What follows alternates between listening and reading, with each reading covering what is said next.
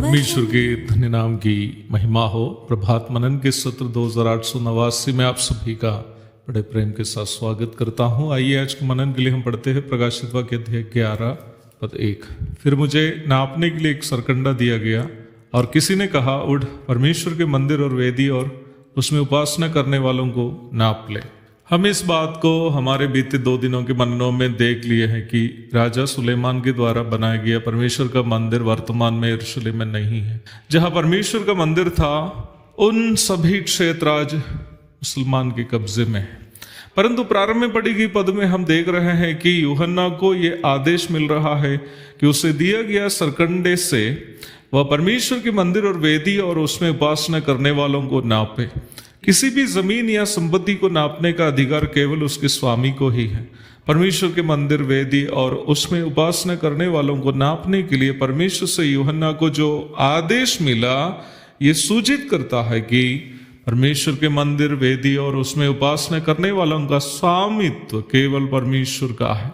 प्रकाशित वाक्य 21 की 15, जकरिया 2 की 1 से 5 तक। यह जिस वेदी के बारे में हम देखते हैं वो उस पीतल की बलिवेदी को सूचित करता है जो मंदिर के आंगन में होती थी। इस भाग में केवल लेवी याजकों के लिए ही प्रवेश की अनुमति थी, वो भी उनके लिए निर्धारित दिनों में। लूका अध्याय 1 पद 8 से 10 तक। सरकंडा शब्द जो हम पद में देखते हैं वो यर्दन के आसपास के क्षेत्रों में पाए जाने वाले एक प्रकार के पतले बांस है जिसे बेत के रूप में उपयोग करते थे। जमीन इत्यादि नापने के लिए भी इसका उपयोग किए जाते थे। यहेजकेल अध्याय 40 पद 3 और 5। स्वाभाविक रूप में आपके अंदर एक सवाल आ सकता है कि वर्तमान में वहां परमेश्वर का मंदिर तो नहीं है, फिर किस मंदिर का यूहन्ना नाप लेने जा रहा है? हम इस बात को देख चुके हैं कि महाक्लेश काल के प्रथम अर्धभाग में अथवा पहले 3.5 साल में मसीह विरोधी पूर्णतया कूटनीतिक स्वभाव का शासन करेंगे, अर्थात सबको एक साथ ले चलने का बहाना वो दिखाएगा। संभवतः यहूदी और चारों तरफ के मुस्लिम देशों के बीच शांति का माहौल पैदा करते हुए दोनों का विश्वास जीत लेगा। यहूदियों को उसके मंदिर का पुनः निर्माण करने की अनुमति देते हुए यहूदियों के साथ भी वह एक संधि बनाने में सफल होगा। दानियल अध्याय 8 पद 25, अध्याय 11 पद 21 से 23 तक, प्रकाशित वाक्य 6 की 2। पिछले कुछ वर्षों से मध्य पूर्व एशिया में चल रहे गतिविधियों को परमेश्वर के वचन की परिप्रेक्ष्य में देखा जाए तो कोई भी ये बात अवश्य समझ पाएंगे कि इन भविष्यवाणियों की पूर्ति के हम बहुत ही करीब हैं।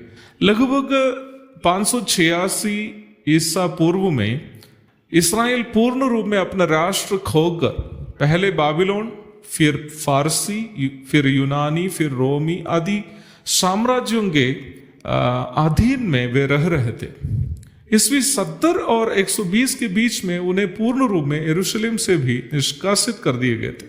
परंतु जैसे परमेश्वर के वचन में यशायाह अध्याय 27 की 12-13, अध्याय 32 की 15 से 17 तक, 43 की 6 और 7, यिर्मयाह 23 की 8 आदि कई पदों में जैसे लगभग 2500 वर्षों से भी पूर्व जैसे भविष्यवाणी की थी, वैसे ही सन 1948 मई 14 तारीख को इस्राएल अपने पूर्वजों की भूमि पर पुनः एक राष्ट्र के रूप में उभर के आया।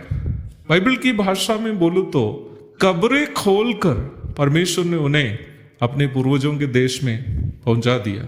यहेजकेल 37 की 12। लगभग 1900 वर्षों तक वे लोग दुनिया के अलग अलग क्षेत्रों में मारे मारे फिरते रहे। व्यवस्था विवरण अध्याय 28 की 64 से 1967 तक। इंडिया छोड़कर अन्य जो भी देश में वे लोग थे, उन सभी देशों में वे सताए गए। केवल जर्मनी के तानाशाह एडोल्फ हिटलर ने 60 लाख से अधिक यहूदियों की हत्या की। उसके बावजूद वचन की भविष्यवाणियों के अनुसार ये लोग अपने पूर्वजों की भूमि पर लगभग 18 मुस्लिम बाहुल देशों के बीच में फिर से एक राष्ट्र के रूप में बसने लगे। मेरे प्यारो, क्या ये आश्चर्य की बात नहीं? अवश्य याद रखें कि मुस्लिम धर्म और यहूदी के बीच की दुश्मनी केवल तात्कालीन भूगोलीय समस्याएं नहीं है, वो प्राथमिक रूप में उनके मजहब संबंधित है। उदाहरण स्वरूप कुरान 5 की 82 आदि आयतें मुस्लिम विश्वासियों को ये आदेश देती है कि उनके सबसे बड़ा दुश्मन यहूदी है। इसलिए धार्मिक रूप में कट्टर मुस्लिम लोग निम्न आयतों के कारण ही यहूदी से नफरत करते हैं। ऐसी मुश्किल परिस्थिति में भी सन 2020 में अमेरिका के मध्यस्थता में इसराइल और कई अरब देश जैसे यूएई, बहरीन, सूडान, मोरक्को इत्यादि के साथ इसराइल ने एक संधि में हस्ताक्षर किया जिसका नाम है एब्राहम्स अकॉर्ड अथवा अब्राहमी सहमति। आप अखबार में देख रहे होंगे कि वर्तमान में ईरान पर इसराइल बार बार हमला करने पर भी एक भी अन्य अरब राष्ट्र इसराइल का विरोध नहीं कर रहा है, परंतु इन घटनाएं इसराइल की भलाई के लिए नहीं बल्कि महाक्लेश काल में इसराइल जिस धोखा खाने जा रहा है उसकी ओर इशारा करती है। निम्न धोखे की चर्चा हम सोमवार को करेंगे। तब तक के लिए आपसे विदा हो जाता हूँ। प्रभु आप सबको आशीष दे। आमीन।